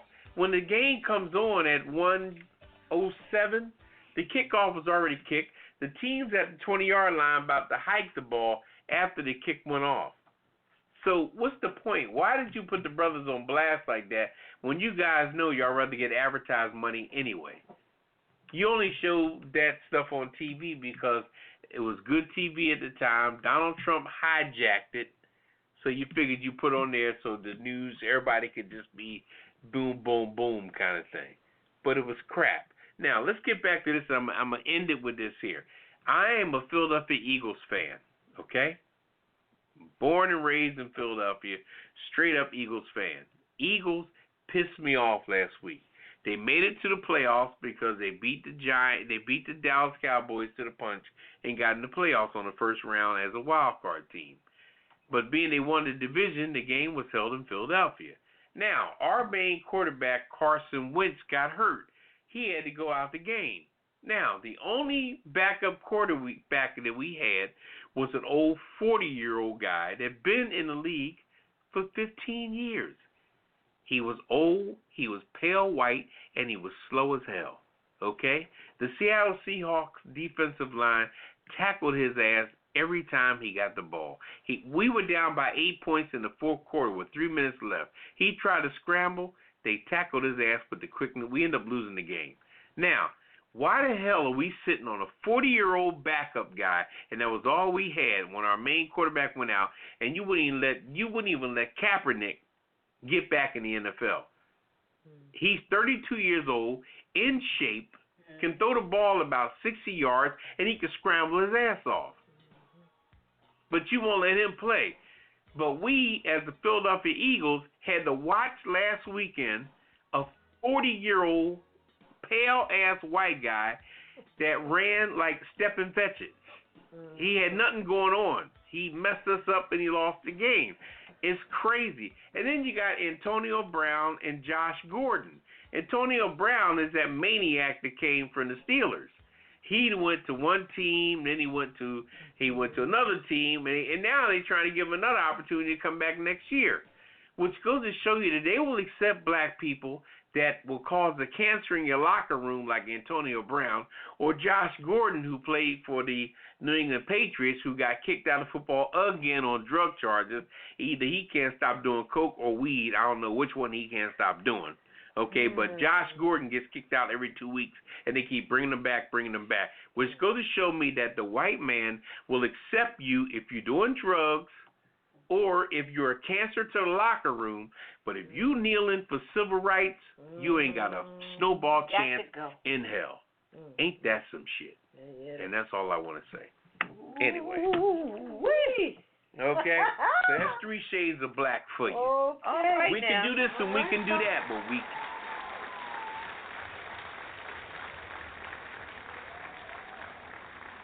And get radical. We can't get radical. Yeah. We can be a jerk off and we can do drugs. They'll love us. Oh, well, he's just But a don't drug be head. radical. But don't breathe that fist in the air. Honestly, I think no. they scared of us when we started talking about civil rights and all that. I mean, just an example. Look at the roles that actors are getting for Denzel Washington. Why you gonna give him an award when he's a pimp? Not a pimp. I'm sorry. He was a cop, a dirty cop. Right. And I'm like, come on now. He did Hurricane. He's done Philadelphia. He's done all Well, of John great Q. movies. I thought he should have gotten an award for that. Yeah, I mean, he was kind of fresh out the box with John Q. But as he grew as Malcolm an X actor, where he should have got Oscar. yeah, Definitely. I've Malcolm never X. seen it, but I'm just saying the ones that I've seen was Hurricane. And he should have won an award for that. Yeah. That was an Well, awesome. Malcolm X Yeah, laid that it was down down. in Trenton, New Jersey. But I felt like John Q. Even It was such a Philadelphia. heartfelt role. Yeah, even Philadelphia. Philadelphia. There's so many of But them. Tom Hanks, look at Tom Hanks. He got And the nominated. sad part about it, Thank you. and you know what's so interesting, is that on Denzel, and we're gonna get off and get back to the show. The two Oscars that Denzel Washington won, I don't think that he should have got it for that, although he's a great actor. Right, like sure. you said, being a pimp and all that stuff, that ain't nothing to really grandioso about. And the second Oscar he got for Glory, he was not the best actor in Glory. Right. The best actor in Glory, the best actor in Glory, in my opinion, if you see the movie, was the brother who lives in Newark, New Jersey. That's where he's from with his mama. You always see him in Newark. I see him a lot in Newark all the time. That's the brother who's the cop on Brooklyn Nine-Nine. What's his name? I can't think of his name. I can that show? his He's the chief Andrew in Brown? Brooklyn Nine-Nine. Andrew Brown? Something like that. I don't know his name. I but don't know his name. I think his it is role, Bauer. his role in Glory, he was the one talking all the stuff to the white guys in there. Right. He was the one carrying on. Denzel did not have a major a breakout thing in Glory, but he won an Oscar there. Just like when old girl won the Oscar. What's her name? Halle Berry. Halle Berry. See, Redwine, you read her I know you're mind. talking about. Boy, because she showed her titties, I guess. I guess that was the part of the deal. Anyway, we'll leave that alone.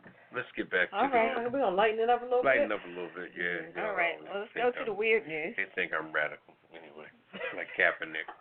Anyway. One last footnote on that. I did read an article that said that the Olympic Committee has made a statement to the participants and stuff that they do not want any displays of political anything. Really? So that means like don't put your fist up, don't kneel, don't do anything that looks like, I don't know what they plan to do if you do it. But they've already issued a statement that said we don't want any political displays of anything. Interesting. I was like, okay. That's just almost like, how the politicians go to a funeral, somebody's funeral, and they start talking politics. Exactly. That's not the right place. Not the place. Everybody's watching, but that's just not the right place because to me, you're disrespecting that family. You are. Give them that. I agree. Or you even go to a funeral of a politician you hated for 20 years. People a lot of them didn't like Elijah Cummings. They sit up in there and they gave him hell. Anyway. I feel like they don't even need to speak. Yeah. You just need to be seen. Right. Anyway. All right. Well, all right, weird news. You guys, Yeah, speaking of weird. Okay, Albuquerque, New Mexico. A future mother-in-law had the responsibility to make a phone recording of her future son-in-law proposing to her daughter and messed it all up. Oh. She ended up recording herself and her reaction of what she was saying.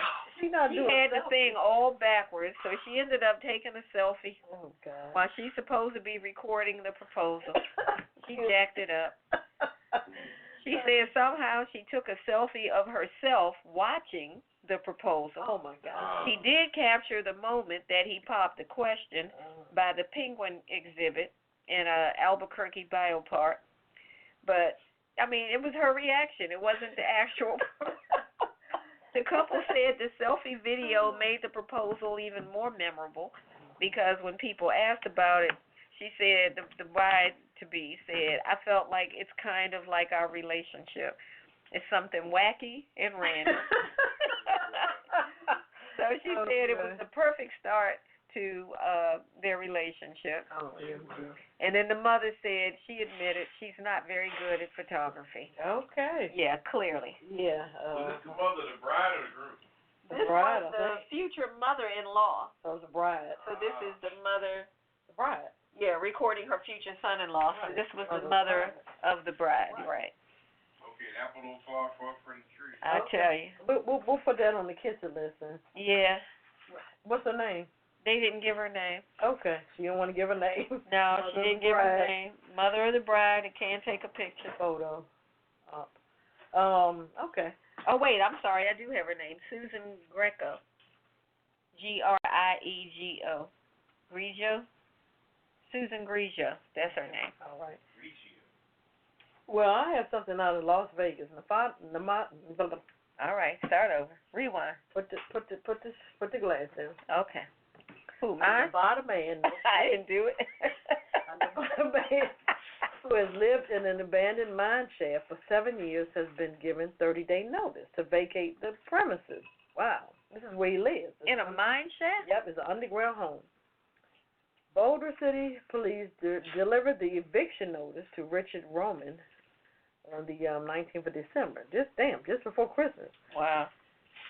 City officials determined Roman 68 was violating 4 city codes and 2 state laws and raising numerous health and safety concerns. Wow. I was just going to ask, is that even legal to live in a mine Why shaft? did you let the man live there? The mine is near US 5093 in an undeveloped area of the city, 26 miles southeast of Las Vegas. Roman installed 2 swinging doors at the entrance of the mine shaft, extending horizontally about 20 feet into a rocky ridge. The shaft leads to a cavern living area of about 160 square feet. Roman has a custom mattress that fits into the elevated corner, and then a custom mattress and a fan salvage from scrap vehicles that maintains the temperature at 85 degrees in the summer. There is also a $2,000 solar panel. Now, he spent $2,000, but he can't go somewhere and live. That powers several LED lights and batteries, while the floor of the cavern is covered with a discarded carpet from a casino. From a casino? Okay. This man ain't wrapped too tight. Mr. Roman, put him on the kisser list. Mr. Roman. Poor Mr. Roman. Understood the health and safety concerns and confirmed that he will be leaving the site within 30 days, adding that help and the police showed expediency and empathy in addressing Roman's housing situation. So they have empathy for the man, but you still got to get your ass out. But you said you got to go. You got to go. I don't care where you go, but you got to get up out of here. I tell you, the things that people can come up with. What is it? And his name was who? Mr. Roman. Roman somebody. Mm-hmm. I don't understand, how is he living in a mine shaft, though? I guess he just figured, hey, this is free area, nobody down here. I don't know. He got a lot of custom made things, though. I guess. Okay. All right, up next. All right, 2 men were accused of gluing winning lottery tickets onto a ticket. Sounds like Catch Me If You Can with Leonardo DiCaprio with that Pan Am move. But this was in Flowood, Mississippi. Associated Press reported that authorities in Mississippi say 2 men attempted to scam the state lottery commission by submitting a losing lottery ticket that had the winning numbers glued onto them. Wow. Okay.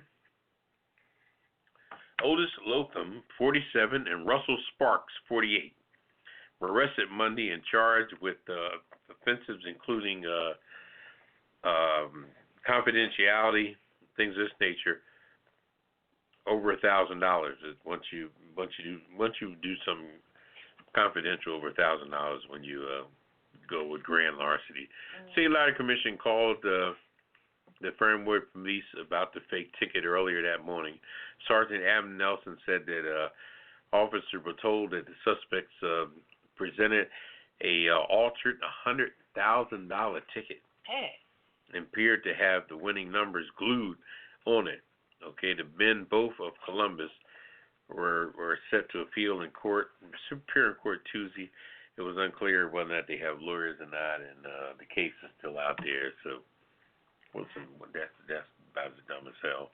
It is. So they really thought they were gonna get away with that. $100,000. They would have done better if they had tried like maybe $500 or $100, $200. And just go to the store and see if a clerk or something won't notice. They would have done better if they tried to cash a sweepstakes check that comes in your mail. Fake-ass sweepstakes check. Anyway, it's crazy. All right. Well, I'm going to go right into, I'm just saying, because I want to talk about the Super Bowl. I know it's not really Super Bowl month yet, but I'm concerned about something, and I'm going to get this off my chest.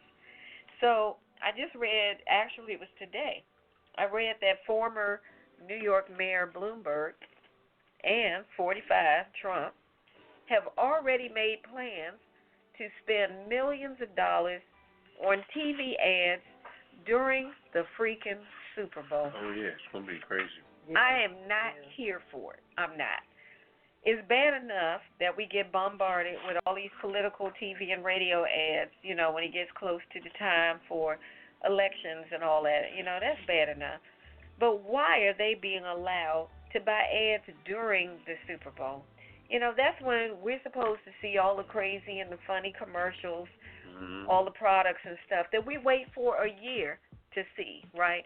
At least I know I do. I wait for a year to see what is Doritos going to come up with. Yeah, they're the main Because they come up with some crazy stuff.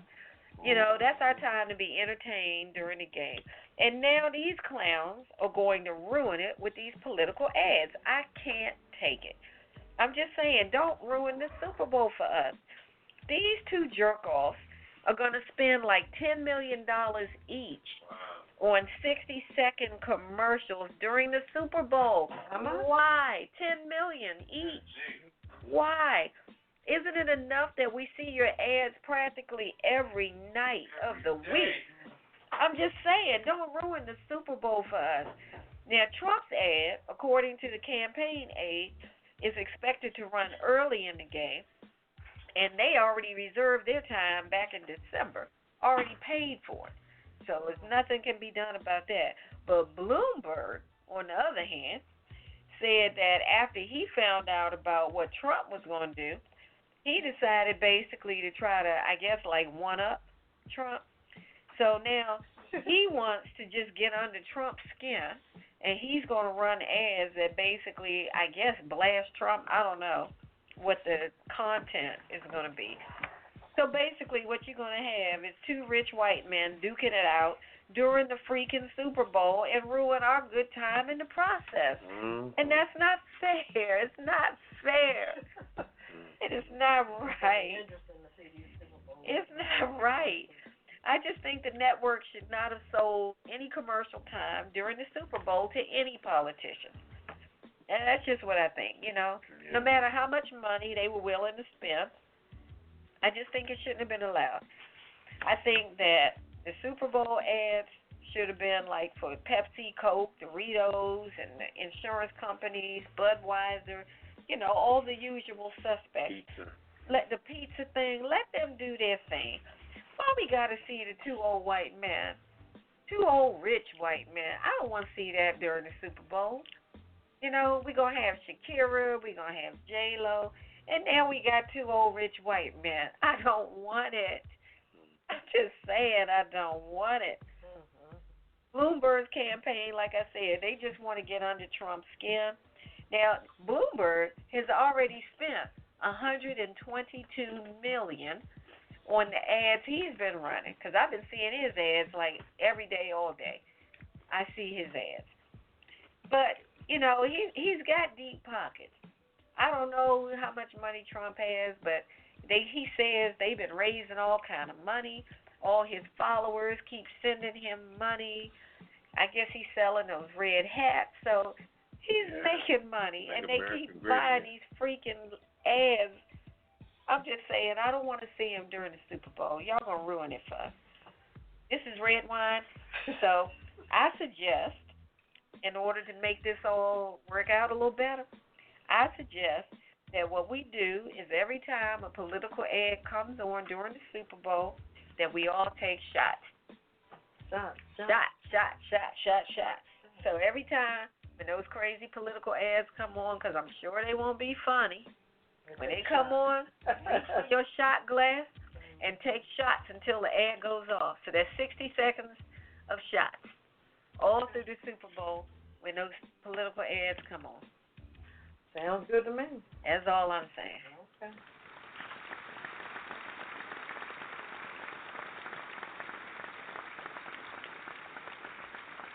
All right, kick it back to you, Poppa DD. Okay.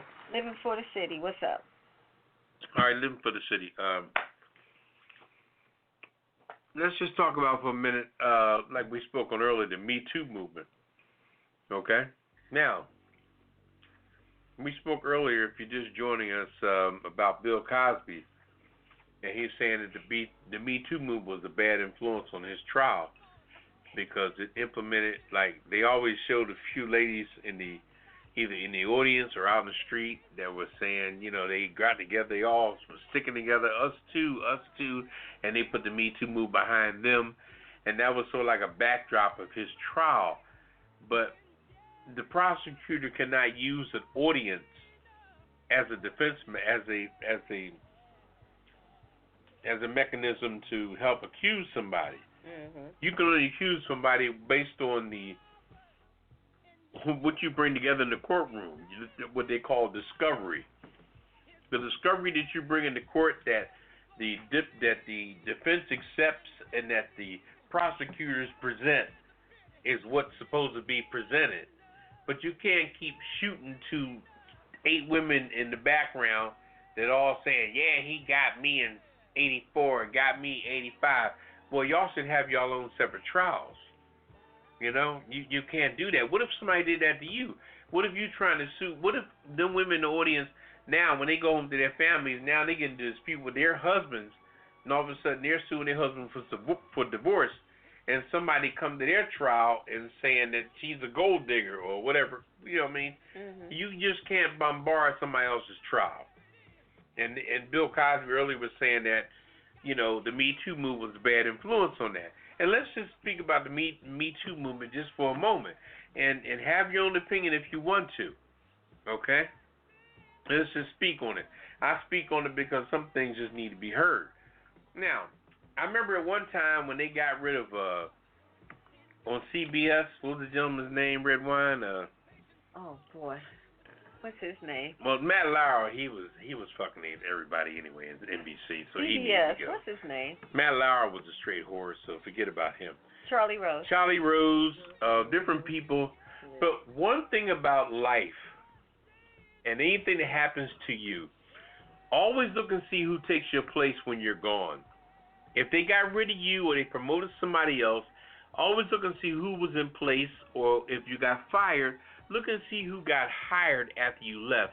That way you can almost see who the culprit was of the situation. Now, CBS, when they got rid of Charlie Rose, now look at Nora O'Donnell. Nora O'Donnell is on the evening news now. That's a promotion. Okay, it's a promotion for her. because in the beginning, Nora O'Donnell and Gail was not getting along. Their personalities were like oil and water. Okay, if anybody don't see that, then you can't see. Well, this is my opinion. My opinion. Gail's a very flamboyant, open, beautiful black woman.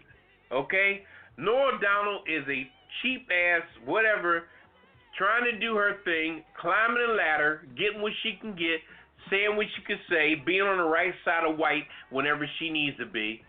Now, and the female promoter, now that they got rid of Charlie Rose and a few other people, the females run the show in CBS now. At least that aspect of it. So if she likes Nora, if she's white on white, she picked Nora, but you can't get rid of Gail because, first of all, Gail's fucking with Oprah. So you can't fuck with Oprah, so you got to leave Gail in place. That's the main thing, okay? Gail's feet is cemented down there and say, yo, I know Oprah, she'll fuck around and move all this shit. Y'all mess with me. All right, now, but what I'm saying is the fact that when you do all that, you got to stop coming after one particular group of people, okay? You can't just go after what you consider the men and say the Me Too movement is going to get rid of all the men, because men nowadays ain't touching nobody in the business no more. Any job around the world, men ain't even desiring their coworkers no more with all this Me Too movement shit. But what was excluded was the gay community.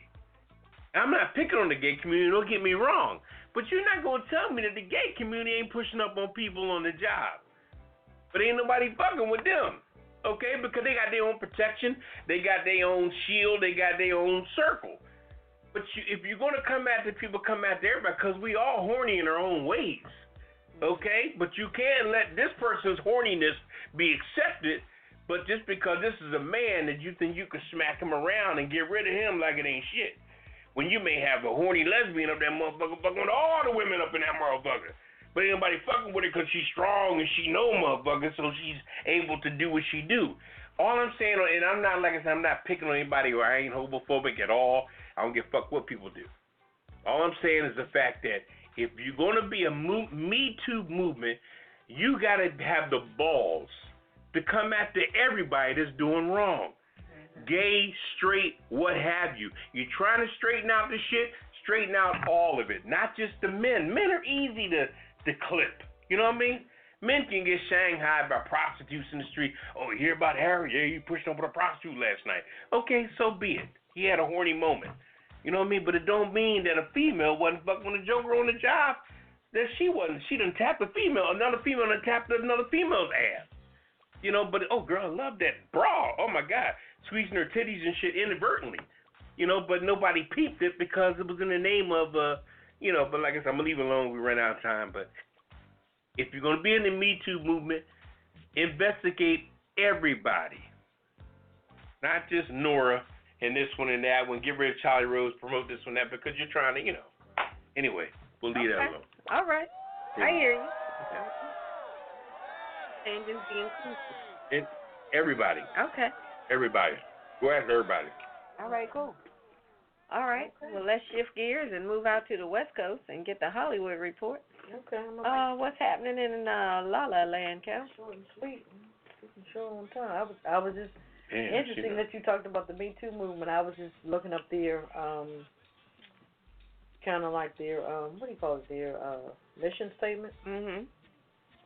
And it says, the Me Too movement can be defined as a social movement against sexual violence and sexual assault that advocates for females who survive sexual violence to speak out about the experience. It ain't saying man, woman, woman. It ain't saying nobody. It's just, like you said, Papa, it should be all inclusive. Inclusive.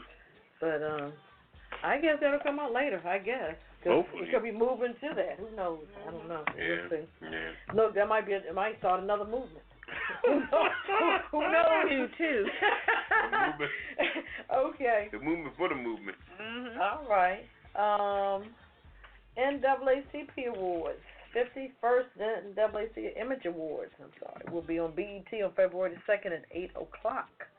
The Image Awards honorees the accomplishments of people of color. Yes, we finally got some awards, yes. In the fields of TV, music, literature, and film. and also recognize individuals or groups who promote social justice through creative endeavors. The voting is now open, but who can vote?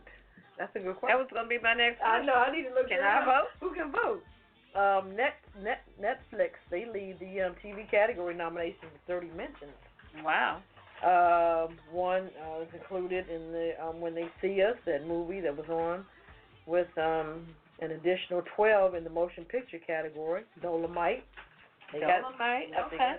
They got 7 I nominations. actually saw that. It was good. Okay, I'm glad you enjoyed it. They did a lot of cussing, but it was good. They did, but you know what? It didn't bother me, but go on. Right. Total of 42. Universal leads the motion picture categories with 15 nominations. Paced by Us and Queen and Slim. I haven't seen Queen and Slim all the way. Maybe I'll catch it on Netflix. Us, it was interesting, but his first movie was the bomb. That was Get Out. Yeah, Get Out. That was it. I don't think anything can top that. In the Marquee Entertainment of the Year category, the nominees are Angela Bassett, Billy Porter. He's everywhere. All right. Lizzo, Regina King, and Tyler Perry. Okay. That's gonna be interesting to see. That's a hard one. Yeah, Regina King had a good year too. Yeah. Billy Porter, he's all over the place, but he's rock and roll. And Lizzo's in that category? Yeah, I just saw talking about movies. The one with J-Lo, Hustlers. Oh yeah. Interesting. Okay. Keke Palmer and Lizzo, even Usher. Lizzo's in that movie? Yeah, even Usher was in it. Cardi B. They had little, cameos, little stints, but Usher, that was a surprise. I had no idea. You have to check out Hustler. It was good. It's based off a true story. Okay. Prince is being honored at the Grammys tribute concert special on CBS. Yay. They just announced it. It's going to be at the Convention Center in CBS.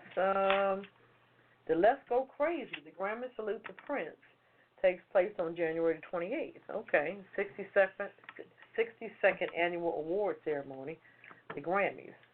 They're going to have Gary Clark Jr., Common, Earth, Wind and Fire, Her, Alicia Keys, of course, John Legend. They are all over the place. Coldplay, got to put some white folks up in there. Of course. Sheila E., of course. Usher. Morris Day and the Time. Oh boy, they gonna get it in. Oh yeah. So the whole show is a tribute to Prince? Yeah. Okay. Prince, the Purple One, his royal badness, regardless of how you identify him, he is indisputably one of the greatest musical virtuosos of all time. I believe that. Yep. Wow. In the past, the Grammys have paid tribute to the Beatles, Bee Gees, Elton John, Aretha Franklin, Stevie Wonder, and the music of Motown. Yep. Can't beat that. Okay, I'm looking forward to that. Talking about Oprah. Oprah has removed her credit as executive producer on an upcoming film by Apple TV. It's a documentary. It talks about the accusations of sexual assault against entrepreneur, record exec, and producer Russell Simmons. She said, I ain't going to be a part of that. Okay. Winfrey unveiled her departure from the film, which was set to premiere at the Sundance Film Festival. Wait a minute, so she was part of it? Yes, she was. And then she decided, I no longer want to be part of it. I'm going to tell you, she said, I have decided, quote unquote, that I will no longer be executive producer. The Untitled is Kirby Dick, okay? And Kirby Amy. Dick. Kirby Dick. Kirby Dick. Oh, curve. I think said curve. I thought Kirby. that's what she said. Kirby Too. I Dick. was like, hold up, what? Deering. They put together a documentary. It's going to air on Apple TV, and she said, I'm not going to be a part of it. I want it to be known that I believe and support the women. So that's her big thing. I guess she's on the side of let me out of here. Let me out of this shit. She had just started doing things for Apple TV. They said that was their secret weapon. Apple TV said, okay, we got Oprah. But she ain't going to be a part of this shit. Yeah, she said, but not on this. It ain't happening. Okay. One last thing. Well, a few last things. Reese Witherspoon she got a big surprise from Beyonce and Jay-Z. She got a bouquet of flowers, beautiful flowers, and a case of Jay-Z champagne, Ace of Spades. Because they were at the same table. They call it quote-unquote water, but it's champagne. They had ran out at the table, so they were grabbing at Jay-Z and Beyonce. Asked them, could they have some of what they had? Mm-hmm. So he said, okay, you're going to never run out again. I'm going to send you a case. And Moet originally, right, on there. Probably so. But Jay-Z, he bought his own. Yeah, shit, I got some Ace of Spades in the bag. What's up? Okay. So he sent her a whole case. Yeah. Wow. Who knows what they may go into next. Okay, but the movies to watch for are Justice Mercy. These are movies just came out. This is with Brie Larson, Michael B. Jordan, Jamie Foxx. Michael B. Jordan, his production company, they produced this particular film. Mm-hmm. It's a world-renowned civil rights defense attorney, and he works to free a wrongly condemned death row prisoner, which Jamie Foxx plays the prisoner. He says it's based off a true story. Also, Like a Boss with Tiffany Haddish and Selma Hayek. I haven't seen Selma Hayek in a while. Billy Porter. Yeah. Billy Porter's everywhere. Two friends with very different ideas start a beauty company together. One is more practical, while the other wants to earn her fortune and live a lavish life. Uh-huh. So Selma Hayek says she's going to invest into the company. Okay. Also, something called Underwater. The actress Kristen Stewart, she played in Charlie Angels in the Twilight series. Mm-hmm. She's in this suspenseful underwater type movie called Underwater. And I did have the pleasure of seeing Jumanji, The Next Level. Oh, okay. Very good. Really? I give it a 9. Okay. Out of 10. It was very good. The Dwayne Johnson, Jack Black, he was funny as hell. Kevin Hart and Awkwafina. Oh, I love Awkwafina. She played in Crazy Rich Asians. Uh-huh. And she won a Golden Globe for good for her. Her movie in Farewell. Okay. And she was in Ocean 8. I forgot she was in Ocean 8. And she was in the Simpsons TV series, too. Okay. As a voice. So, look out for Awkwafina. Yeah. All right. Also, Jay-Z's Ace of Spades champagne costs $850. A case? $850 probably per bottle. Oh, my goodness. And it's only, less than 2,500 bottles available? Okay. Wow. Interesting. Okay. We have a caller. Okay. I'm going to do that before we get to the Kiss It list. And you guys are going to have to check out the cocktail of the week on our website. All right. We're running short of time, but I'm going to go to this caller. All right. Welcome to the show, caller. Go right ahead with your comments. What's up, Pajama Party? Hey. What's going on? Hey, how are you? What's going on? How you doing? Oh, we jealous. Mm-hmm. So I heard the list of the movies, and I had to call in because I know you said the movie Just Mercy with Jamie Foxx and Michael B. Jordan. Yes. Yes. Okay. So I saw it and I cried. It was one of the best movies I've seen in a very long time. It's so good. It's so yeah, like Michael B. Jordan, he plays Jamie Foxx's lawyer and he kills it. He kills the role. Jamie Foxx makes you really feel it. It was such a good movie. I definitely recommend. I mean, I saw a bootleg because I got all the bootleg sites, but Good. However you get in. So was there any surprises in the movie? Like any new actors or anything in the movie that might have been a surprise for you? You know what? There was the guy that played the other lawyer, the state attorney. He was actually really, really good. I'd never seen him before, but he was really good too. It's like this white guy. He plays the state attorney against Jamie Foxx. But no, it was incredible. I had to say, out of that list of movies that I heard, I for sure have seen that one, and I think it's definitely a must see. Okay. All right. Okay. Appreciate the insight. Yeah, thank you. Yeah, I saw Michael B. Jordan on The View. Mm-hmm. No, what's it called? The View. Mm-hmm. He was on The View the other day I didn't realize that was based on a real character. Yes. Yeah, I was it's like, wow. based He was just saying how impressed he was when he met the guy, and all. So yeah, I'm gonna have to check that out. Okay. Thank you. It's really, really, really good. But I'll let you guys keep talking. I just had to give my input. That was such a good movie. Thank you. Appreciate it. All right, we appreciate calling. that. Thank you so much for your call. All No right, problem. let's get to the Kiss It list because we got to wrap it up quickly. Okay. Mm-hmm. Poppa DD, what is the Kiss It list? Kiss It list is everybody showed their butt hiney over the last week or so. And, Donald Trump's always the first name on the first list, on the first line. For sure. Yeah. And also, I got Bloomberg on there. Bloomberg. Really? Yeah. Really? Oh, yeah. They going to mess up our Super Bowl. Fortis Doulas. Yeah. The guy with the $7 million in debt. Yeah, his lawyer and his ex-girlfriend. Right. The lady's mother of the bride that took her own picture, Susan. American Air for not being able to protect people from being raped in a flight. Yep, I know that. Jack Evans, the city council member who dragged that thing out forever and a day. Who else we got? Mr. Roman, the house situation.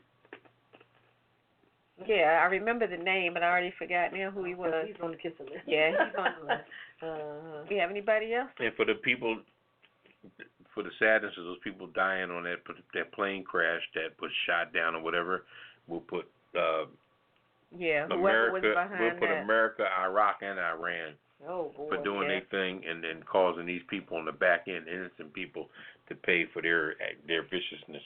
All right. Well, here's your prize for everybody on the Kiss my entire ass. Kiss my Irish ass. You better kiss my Irish ass. This world can kiss my ass. Kiss my ass. You can just kiss my ass.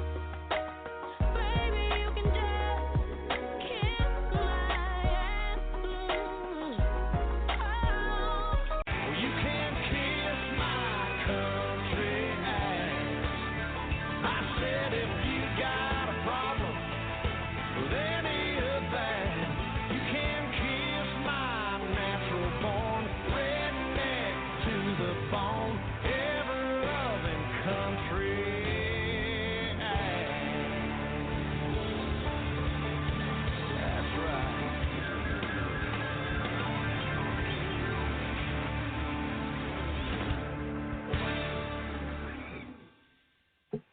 All right, welcome back to the Pajama Party. I'm one of your hosts, Poppa DD. I'm here with Ketel Hello. and Redwine. Bonsoir.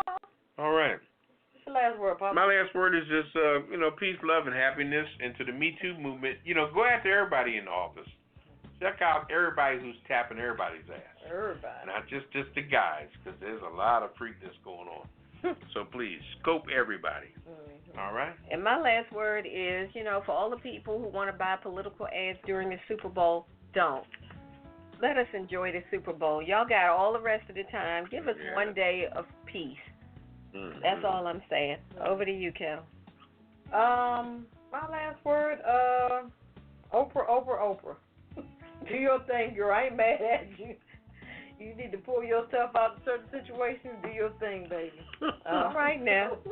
And check out our drink, the Jameson Ginger Sparkler. It'll be on our website, and it was delicious. We were drinking it tonight, so. Yes, sir, Bob. Yeah, and thanks for the callers. We had Cali, North Kakalaki, PA, New York, Jersey. We had everybody on the line tonight. Memphis. So we really appreciate. Yeah, shout out to Memphis. Yeah, we really appreciate you listening to us. Thank and you. Just join us next week because we're gonna act even crazier. So. All right. Well, let's get out of here. All right. Say good night, Papa. Good night, everybody. See you next week. Or hear you next week. All right. Talk to you next week. This is Redwine saying bonsoir. Till next week. Good night. All right. We're out. Thank you. Initiating shutdown sequence. Is it all over, Rock? I guess so. I bid you farewell, arrivederci, sayonara, and all that sort of jazz.